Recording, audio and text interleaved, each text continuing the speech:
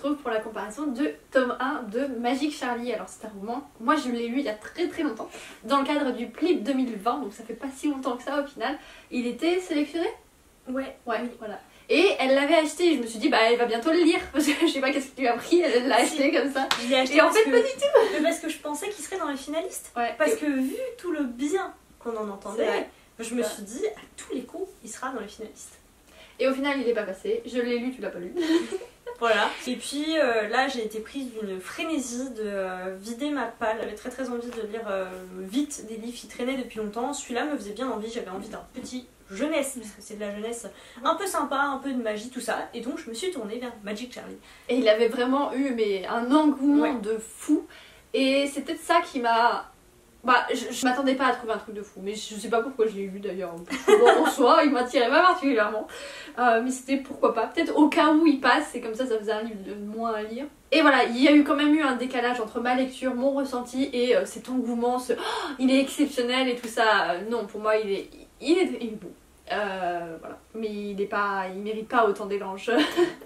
Alors je pense que moi ce qui me l'a fait ressortir maintenant en fait c'est la sortie du tome 2. Et donc en fait j'ai revu des gens parler du tome 2 en disant que le tome 1 était vraiment excellent, qu'il fallait que je le sorte de ma palle, tout ça. Donc je l'ai sorti, je me suis dit le tome 2 est sorti, si jamais ça me plaît vraiment ben, je pourrais continuer. C'est très jeunesse et franchement après l'avoir lu je le conseille uniquement à des très jeunes. C'est une très bonne lecture pour des très jeunes.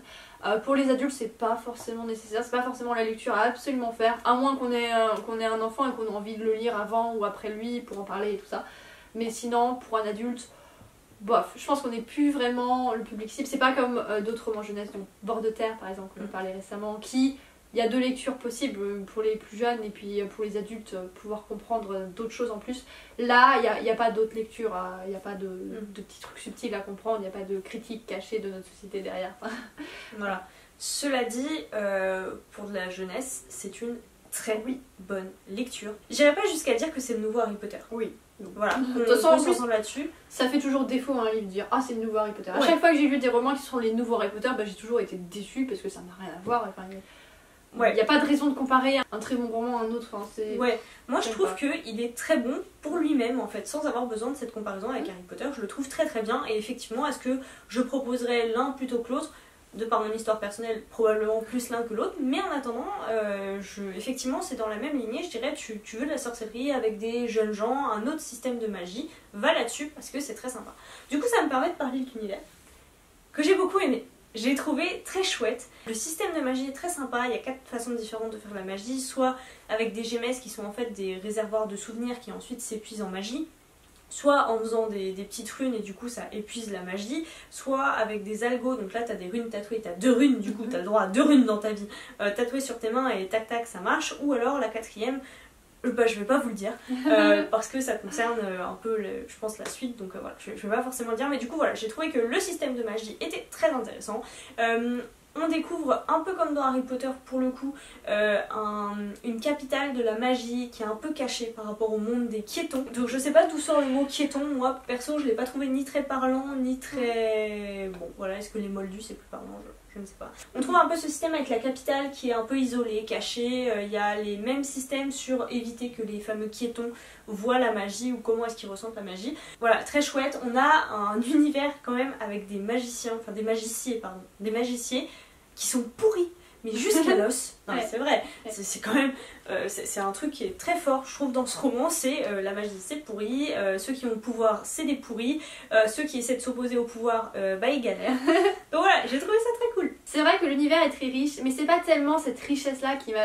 Enfin, il y a deux choses qui vont très bien ensemble, c'est que l'univers est très riche, et en plus, c'est dynamique, ça s'enchaîne bien, il y a de l'action, il y a plein de choses différentes, ça va très vite pour un tome 1, et donc du coup, il y a ces deux choses-là qui se mélangent, un univers hyper riche, de l'action, du dynamisme, et franchement pour du jeunesse, pour un tome 1 c'est pas courant non plus, et donc c'est peut-être ça aussi qui a fait qu'il a eu un bon engouement.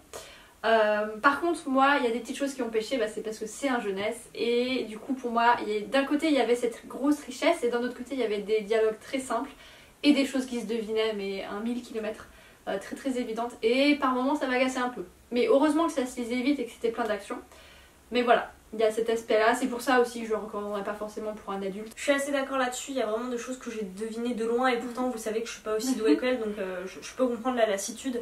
C'est aussi pour ça effectivement que pour moi ça reste vraiment jeunesse. Après il y a des choses aussi qui m'ont surprise. Un ou deux retournements de situation que j'ai trouvé très bons. Comme le dit Mélo, ça enchaîne, il s'en passe des choses. Ce n'est pas un tome introductif. Alors, il y a l'introduction au monde de la magie, puisqu'on a quand même un personnage qui n'y connaît rien, mais ça vient extrêmement vite. Je pense qu'en 2-3 chapitres, ça y est. Il est au parfum, et alors là, ça y est, on commence dans des quêtes, enfin 2-3 quêtes avant, puis une petite visite à la capitale, plein de trucs qui se passent là-bas, et puis il revient, puis ils doivent se défendre, enfin vraiment très riche et très rythmé. Ton chat me fait mourir de rire. Et par rapport à cet univers, ce que je dois dire, c'est, enfin je dois parler de la plume. Enfin, oui. Cette plume que j'ai trouvée super chouette, pour moi l'univers et la plume sont quasiment inextricablement imbriqués. Je sais même pas si ça se dit, mais l'un et l'autre en fait, l'un est dans l'autre. Il y a plusieurs façons pour moi d'essayer de vous l'expliquer. Je dirais que la première chose, je vais vous donner un exemple tout bête mais qui m'a vraiment marqué moi au début de ma lecture, c'est la description un peu de sa maison à Charlie quand il se déplace. Et il dit voilà que les escaliers grognent et en fait il y a plein de verbes et d'adjectifs comme ça qui sont utilisés pour des objets. Et je me suis dit mais est-ce que c'est vraiment vrai? Genre est-ce que vraiment les escaliers ils grognent? Ce qui pourrait être ok, hein, on est dans un univers magique. Ou est-ce que c'est juste une figure de style? Et c'est assez perturbant. Ou est-ce que c'est le ressenti qu'ont des gens non magiques de la magie aussi. Voilà, puisque quand un piéton est face à de la magie, en fait il est confus et son cerveau cherche une explication logique et rationnelle à ce qu'il a vu. Et donc c'est exactement ça. Tout le long du truc j'étais en train de me dire mais est-ce que c'est Charlie qui est confus parce que les escaliers sont vraiment en train de grogner, ou est-ce que c'est vraiment juste la figure de style pour être dans un univers un peu mouvant, un peu presque animiste en fait, que j'ai trouvé très bon. Moi la plume, j'ai pas été autant emballée que ça, mais j'ai trouvé mignonne et rigolote par moments. C'est vrai, elle utilise des mots, enfin des... Je saurais plus comment les qualifier, et puis en plus dans ma mémoire c'est un peu lointain, mais il y avait un petit truc qui était adapté, alors... Voilà. Et surtout il y a une certaine douceur, en fait, dans la quatrième couverture on nous dit qu'elle a écrit la BD Princesse Sarah, et on retrouve un peu cette douceur, cette mignonnerie, avec des choses à côté qui se passent, qui sont pas exceptionnelles non plus, qui sont un peu tristes, mais voilà, on retrouve quelque chose. Et surtout sur cette plume, ce que j'ai beaucoup aimé, c'est qu'il y a un personnage, c'est la meilleure amie de Charlie. Elle a une de ses façons de la décrire, c'est... Elle utilise que des adjectifs péjoratifs, mais elle les tourne d'une certaine manière que ça paraît pas négatif. Et moi je m'y suis quand même attachée et elle paraît exécrable, mais non en fait. Enfin, il y a cette dualité, c'est super bizarre. Je dirais en global pour cette plume, c'est qu'elle est très immersive. Mélo parlait des personnages, du coup je vais pouvoir revenir un peu dessus. Moi j'ai pas spécifiquement beaucoup aimé June, j'ai beaucoup aimé un peu tous les personnages. J'ai trouvé que leur lien entre eux était... bon voilà, c'est mignon, c'est de la fraternité, on s'embête, on se bourrine un peu. J'ai juste pas réussi trop à déterminer quel âge ils avaient en fait. Je suis en train de me dire, je sais plus si c'est précisé ou pas. Je crois que Charlie c'est précisé 12 ans, je crois, un truc. Alors je sais plus s'il a 12 ou s'il a 14 ans. J'ai un petit doute là-dessus. Je sais plus si c'est 12 ou 14 ans. Alors pour 14 ans ça me paraîtrait peut-être... Enfin cela dit je sais un peu ouais. Mais bon pour 12 ans ça passe très bien. Donc j'ai vraiment beaucoup aimé tous les petits personnages secondaires. Encore une fois, il y a quand même des sujets assez lourds qui sont abordés. Enfin on parle de quelqu'un qui va mourir, il y a des triches dans des jeux, des complots politiques et tout. Mais en même temps c'est super léger je trouve. La façon dont c'est amené, la façon dont c'est abordé. Tout ça grâce à l'humour un peu de cette plume. Et ce que j'ai noté... alors ça aide pas à se représenter les personnages, mais en même temps j'ai trouvé ça très très bien. Il n'y a aucune grosse description très physique des personnages. Voilà. Et ça je trouve ça super parce que là on est en l'occurrence avec des personnages qui sont noirs, Charlie est noir, sa mère et sa grand-mère aussi, il me semble. Mais voilà, il y a toujours ce petit... Enfin, je dis pas que c'est un doute, mais c'est pas appuyé en mode, voilà, je vous mets un quota, il y a 3 personnages noirs dans mon roman. Non, pas du tout. C'est juste qu'ils sont noirs et c'est comme ça. Et de la même manière, ses amis, j'ai un peu peiné à me les représenter, en fait, parce que il me semble qu'il y en a une qui est blonde et l'autre brune, mais même ça, je suis pas trop sûre. La couleur de leurs yeux, je n'en sais plus trop rien. Parce qu'en fait, comme ce n'est pas essentiel à la compréhension ou au dénouement d'un événement en fait ce n'est pas précisé et j'ai trouvé ça vachement bien. J'ai pas eu une description en mode bon bah elle était petite blonde avec les yeux bleus, les pommettes hautes, le nez fin. Non. Voilà, on sait juste qu'elle a les cheveux longs, on sait juste qu'elle se cache dans des trucs un peu grands, elle est petite et en fait c'est là que je me dis, c'est à ce moment-là que ça m'a vraiment marqué, c'est quand j'ai vu une scène où la taille servait à quelque chose et là c'était précisé. Elle est petite, il est grand, ça lui permet à lui de l'aider elle pour se sortir d'une situation compliquée.